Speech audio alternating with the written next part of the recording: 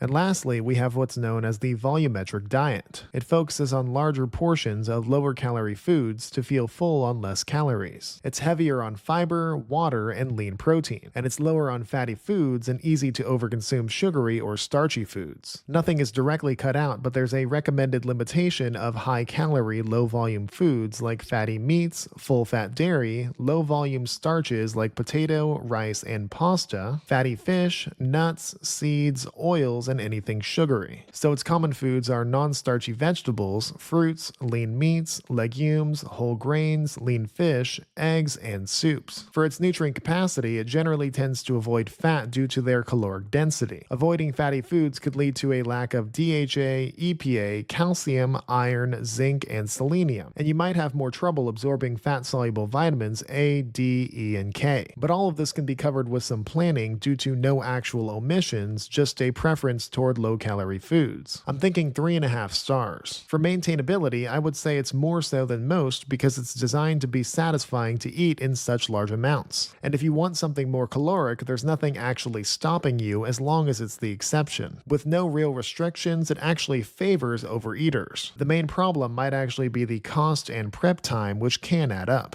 Overall, I'm thinking 4 out of 5 stars. For weight loss, this is arguably the most appealing sounding approach. The whole point is high volume, low calorie foods to promote satiety. My main concern would be a lack of burning calories due to metabolism or muscle mass. But as long as that's taken care of, this method makes a lot of sense for weight loss, and I'm going to give it 4 out of 5 stars. For exercise, with a general love of lower calorie carb forward foods and lean protein, it's a good choice for higher intensity exercise. However, the general aversion to fats and starches means longer term energy for more endurance focused exercise would likely run dry. I'm going to go with 3.5 stars. And for heart health, lots of foods you'd naturally eat on a volumetric style diet do good for the heart. Many fibrous foods contain most of what the heart needs to function, and the diet's natural flexibility can fill in the rest. And this is one last 4-star rating.